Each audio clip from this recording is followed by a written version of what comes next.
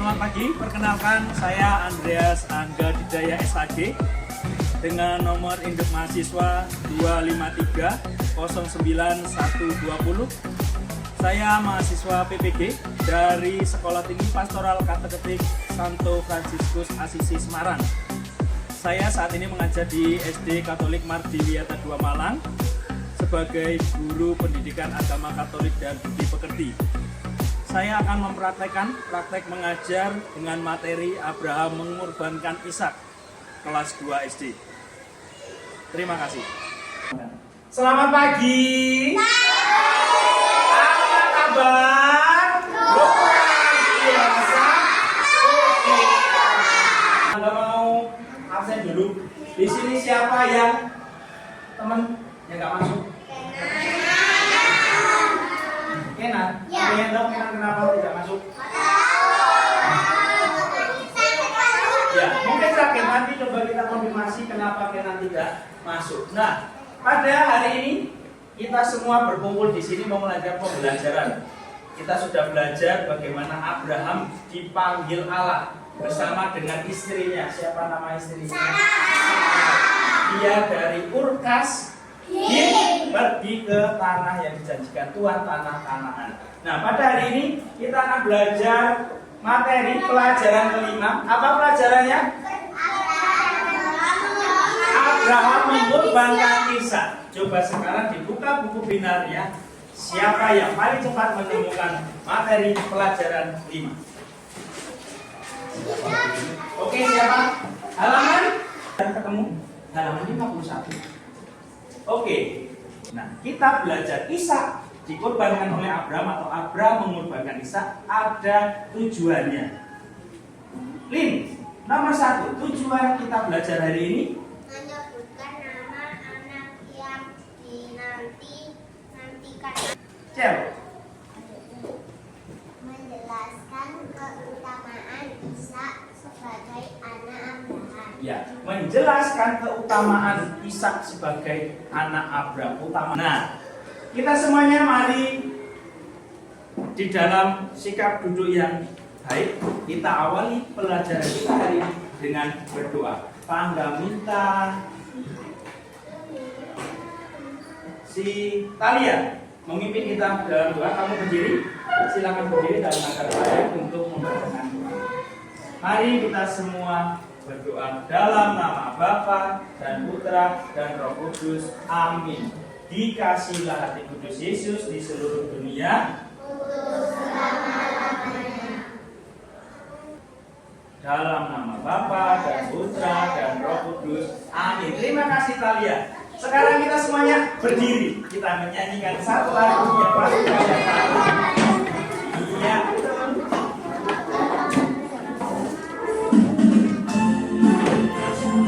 Tepuk. Lihat ke layar.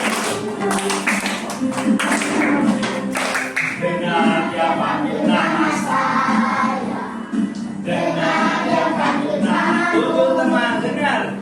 Dengar dia panggil nama saya. Juga dia panggil nama. Apakah kalian seperti Abraham yang pada saat itu diminta oleh Allah pergi, dia pergi. Kemarin belum lulus kelas ini, masih ada yang salah. Kalau ada kata Yesus berkata, lakukan. Kalau tidak ada kata Yesus berkata, tidak usah dilakukan. Tuhan Yesus berkata, berdiri tegak, pegang kepala. Nah, oke. Tuhan Yesus berkata, biar kita tahu bagaimana ketaatannya Abraham ketika kalian punya barang yang paling disuka. Misalkan HP, di sini ada yang punya HP. Ya kok kalau rasanya HP kalian ternyata sama orang tua dibilang, "Dek, HP-mu kasihkan saja si anaknya tante siapa begitu." Karena dia enggak punya. Oke, misalkan tante Reni, "Dek, kamu kasihkan HP-nya ke tempatnya Mas Rian, anaknya tante Reni karena HP-nya dia rusak mau untuk belajar." Kamu kan belum butuh banget. Kamu berikan atau tidak? Sekarang kalian buka bersama halaman 52. cerita yang menggali sebuah masalah, sikap taat membuahkan hasil. Yang akan dibacakan oleh Sean, silakan Sean. Sikap taat membuahkan hasil. Suara yang keras. Gideon mempunyai seorang kakak yang bernama Joshua dan seorang adik bernama Nathan. Kakak dan adik Gideon sangat pintar dan selalu rajin belajar. Gideon anak yang kurang pintar, tetapi ia anak yang baik, taat kepada orang tua, dan bertanggung jawab. Di sekolah, Gideon dipercaya menjadi ketua kelas oleh teman-temannya. Sebagai ketua kelas, Gideon berusaha keadaan seperti itu. Lalu ia bertanya kepada salah seorang temannya yang bernama John, mengapa kelas kita jadi kotor begini? Apakah kelompok pikir yang seharusnya bertugas untuk datang atau belum? Melihat kelas yang kotor, Gideon dan teman-temannya yang datang lebih lagi segera membersihkan kelas mereka. Kelas mereka kemudian menjadi tempat yang menyenangkan karena sudah rapi dan bersih kembali. Baik, terima kasih untuk Sean dan Elin. Tentang sikap taat yang membuahkan hasil, ada dua tokoh tadi, namanya si Gideon dan adiknya bernama Nathan. Gideon ini diangkat menjadi ketua kelas. Terus apa yang terjadi di kelasnya? Kelasnya itu kotor berserakan. Ada kertas, meja guru berserakan, terus papan tulisnya banyak coretan. Nah, Gideon sangat terkejut. Pandangan di situ ada 4 pertanyaan. Betul? Pak Angga akan bagi kalian menjadi 4 kelompok. Kalian tuliskan di sini nama anggota kelompoknya, nama panggilan saja.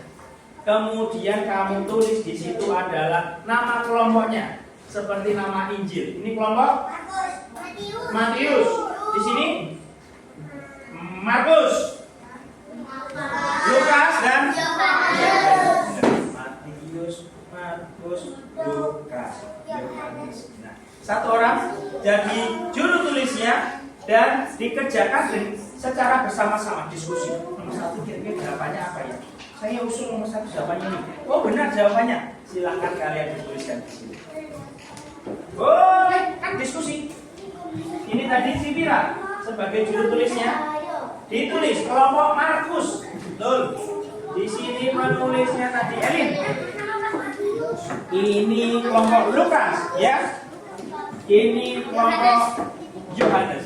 Pertanyaannya sama dengan yang ada di buku Binar halaman 53. Jadi temanmu hanya bertugas untuk menulis jawabannya. Kalian yang mencari jawabannya. Diskusi dengan kelompok Gio, silakan berdiskusi. Elin dan kelompok silakan berdiskusi. Nomor 1. Apa pesan dari cerita tersebut? Ayo tanya teman-temannya. Apa pesan dari cerita? Apa pesan dari cerita tersebut? Kira-kira apa? Kamu tanya dengan teman ini. Kira-kira tanya dengan ya. Boleh diskusi. Kira-kira apa pesan dari cerita tadi si Ustaz?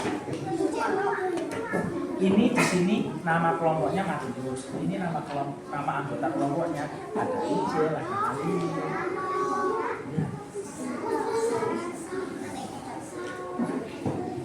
Yang kotak kecil untuk menulis nama kelompoknya Matius, Lukas, Yohanes.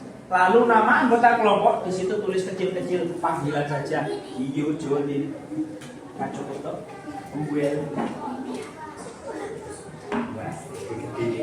Ya apa wis? Terus yang lainnya silakan mencari jawabannya. Ada nomor 1, nomor 2, nomor 3, dan nomor 4. Yang lainnya silakan menulis jawabannya di halaman 53 di bukumu juga bisa kamu tuliskan. Yang jadi juru tulis dia menulis di depan. Benar.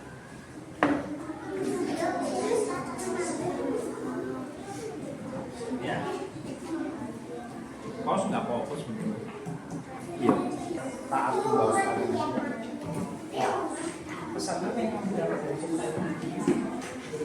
Jangan berpikir yang tinggi. Pesannya kita harus harus apa? Dari ceritanya si Dion tadi itu. Oke, didiskusikan. Nomor 1, pesan apa yang dapat dari cerita tadi? Kita harus boleh, ya kita harus membersihkan. Sudah dapat jawabannya? Kira-kira pesan apa? Sudah, oke, pesan 2, silakan. Yang lainnya berarti nuliskan di buku binatang.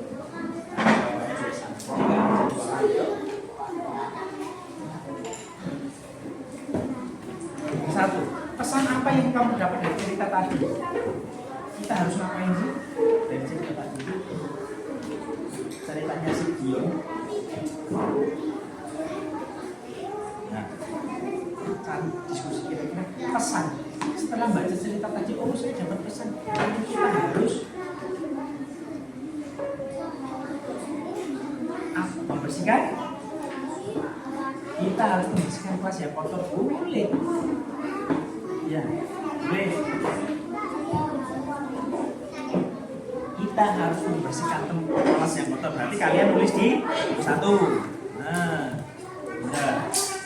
Kalau 5, nomor 1.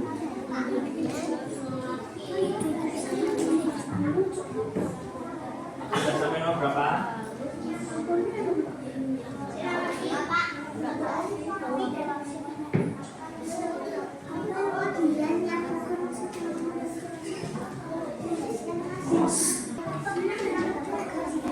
Baik, untuk diskusinya kelompok Matius sudah? Kelompok Matius sudah selesai?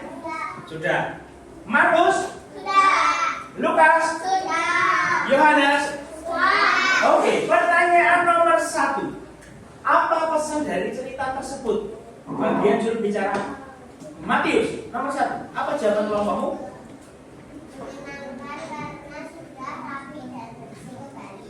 Pesan yang menyenangkan karena melihat kelasnya sudah bersih kembali. Kelompok Markus, nomor 1. Apa pesan yang kalian dapat?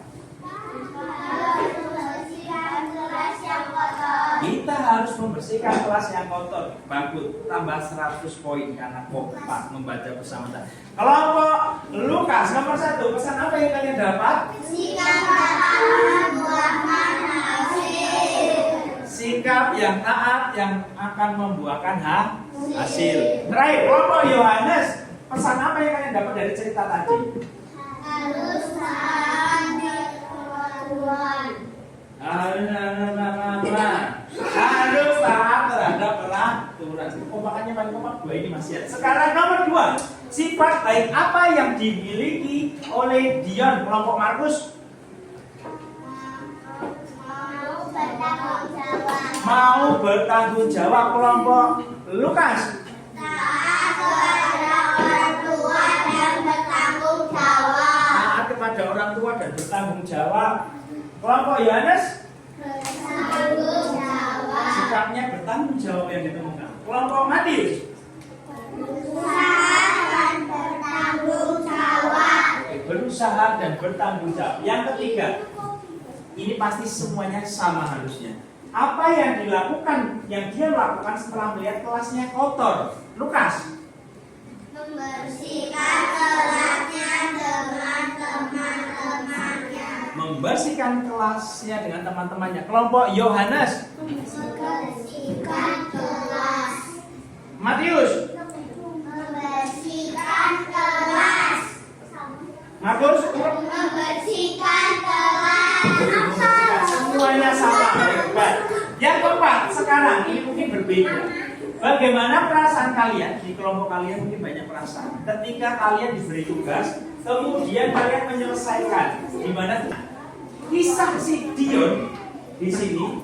Kisah si Dion adalah gambaran bagaimana ketika Allah memberikan tugas kepada Abraham, diberi tugas oleh Allah bagaimana dia harus mengorbankan anak. Tetapi Abraham kan belum rela. Beneran tidak kok bisa-bisanya anak yang saya minta jauh-jauh hari kok harus dikorbankan? Nah, untuk tahu jawabannya, kisahnya, mari kita saksikan bersama kisah Abraham mengorbankan Ishak. Iya.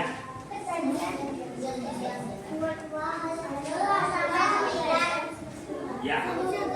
Dari kisah dari kitab suci dari Kejadian bab 22 ayat 1 sampai 9. Pasang telinga buai-buai. Halaman 54. Oke. Pak Angga akan menceritakan itu. Dengarkan baik-baik, kalian bisa menyimak yang ada di bukumu masing-masing. Abraham mengorbankan Ishak.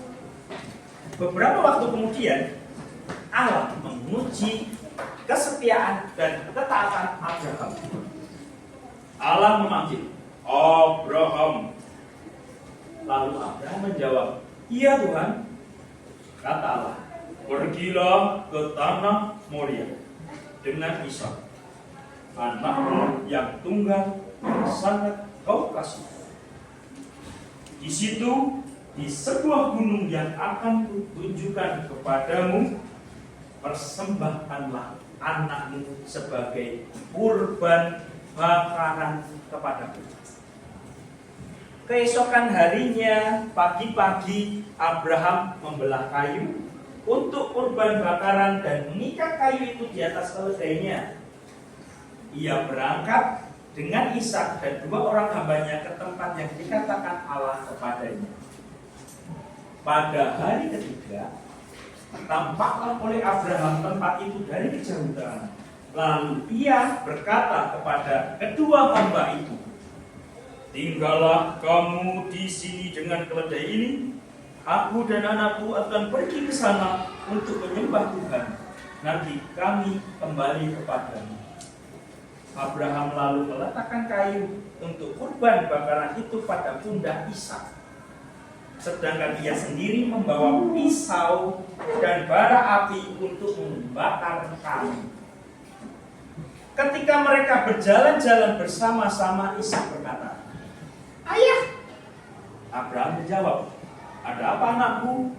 Ishak bertanya, "Kita sudah membawa api dan kayu, tetapi di manakah anak domba untuk kurban bakaran itu?" Ishak kan suaranya lebih kecil. Abraham menjawab, "Allah sendiri akan menyediakan anak domba itu." Lalu keduanya berjalan terus. Selanjutnya, ketika mereka sampai di tempat yang dikatakan Allah kepada Abraham, ia mendirikan sebuah mezbah dan menyusun kayu bakar di atasnya. Abraham mengikat Ishak kemudian membaringkannya di mezbah di atas kayu bakar itu. Namun malaikat Tuhan berseru kepadanya dari langit, "Abraham, Abraham." Jawab Abraham, "Ya Tuhan, jangan kau sakiti anak itu atau kau apa-apakan dia." Kata Tuhan melalui malaikat itu, "Sekarang aku tahu bahwa engkau hormat, setia dan taat kepadaku, karena engkau tidak menolak untuk menyerahkan anakmu yang tunggal itu kepadaku." Lalu Abraham memandang ke sekitarnya dan melihat seekor domba jantan yang tanduknya tersangkut dalam semak-semak. Abraham kemudian mengambil domba itu dan mempersembahkannya kepada Tuhan sebagai kurban bakaran pengganti anaknya. Sekali lagi dari langit malaikat Tuhan berseru kepada Abraham. Tuhan berkata, "Karena engkau telah melakukan hal ini dan tidak menolak untuk menyerahkan anakmu yang tunggal itu kepadaku, aku akan memberkati engkau dengan berlimpah-limpah dan membuat keturunanmu sebanyak bintang di langit dan sebanyak pasir di tepi laut." Setelah itu kembalilah Abraham dan kedua hambanya, lalu mereka bersama-sama pergi ke Beersheba dan Abraham menetap di sana. Demikianlah sabda Tuhan. Syukur kepada Allah. Syukur kepada Allah. Nah, Ceritanya seorang Abraham mengorbankan Ishak. Kalau zaman di kitab suci perjanjian, mengorbankan itu maksudnya diapakan juga?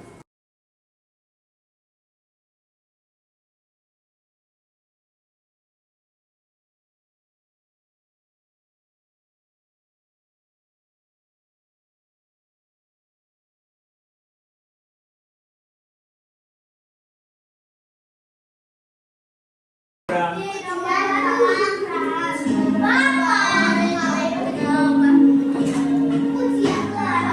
dibakar. Abraham menjawab, Allah yang menyediakan. Kemudian Bapak Abraham menaruh kayu api, lalu Ishak ditaruh di Mizpah. Sudah sampai diikat loh ya, siap untuk dipersembahkan dia.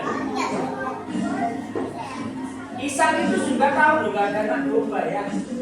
Ya sudah, dia juga tahu perintah Tuhan.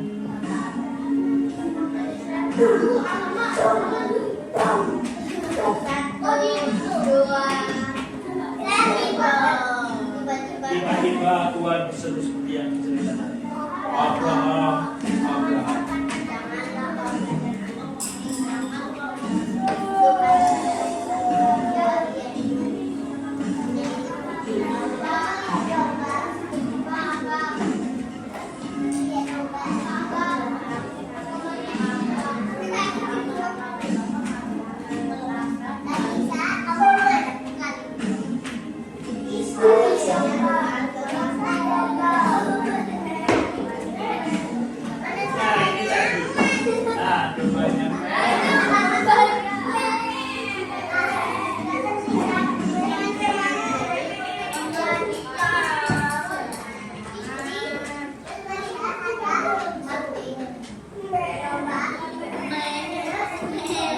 Ya, setelah melihat kisah dari Abraham mengorbankan Ishak, sekarang kita akan menjawab pertanyaan satu-satu. Masing-masing di bukumu, di halaman 56, lembar kerjamu, halaman 56, di situ ada pertanyaan. Ketika kalian sudah membacanya, nomor 1, untuk apa Allah meminta Abraham mengorbankan Ishak? Siapa yang bisa menjawab? Siapa angkat tangan? Cap cip cup. Kenapa ya?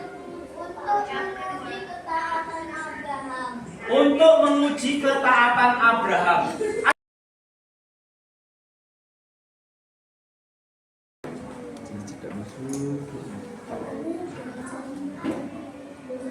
Untuk menguji ketaatan boleh, untuk menguji Pak saya tambahin kesetiaan boleh juga. Menguji ketaatan Abraham boleh, untuk menguji kesetiaan Abraham kamu juga boleh menjawab itu. Menguji ketaatan dan kesetiaan Abraham itu sangat boleh, itu sempurna. Apa dia jawabannya untuk menguji ketaatan Abraham di Gunung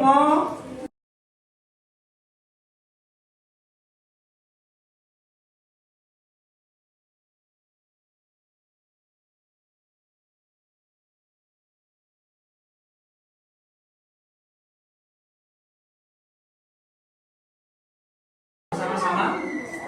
Untuk apa Allah meminta Abraham mengorbankan Ishak?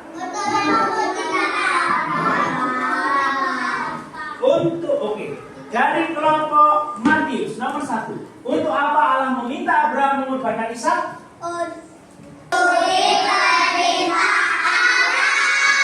Mau mengikuti perintah Allah. Nah, ini dikatakan begini. Dari pembelajaran kita hari tua, semua di sini, orang tuanya di sini, menginginkan anaknya itu memiliki sikap patuh.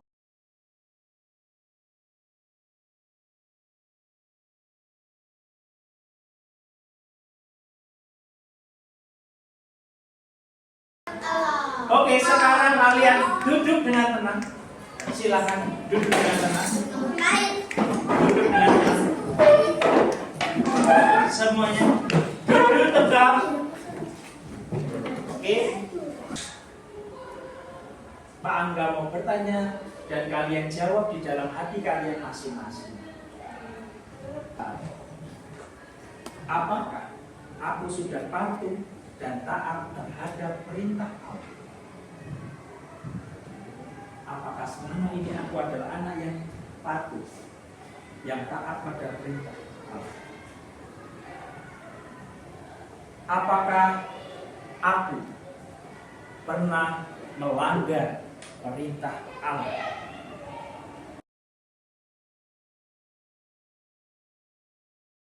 Kita sudah menyelesaikan materi pelajaran hari ini. Untuk menambah pengetahuan kita, siapkan per kelompok di kertas yang belakang. Tadi, ya paling belakang. Nah, itu tulis jawabannya bersama dengan kelompokmu. 3, 2, 1. Jawaban diangkat. Kertasnya diangkat. Oke, Matius, Markus, Lukas, Yohanes. Jawabannya adalah A dan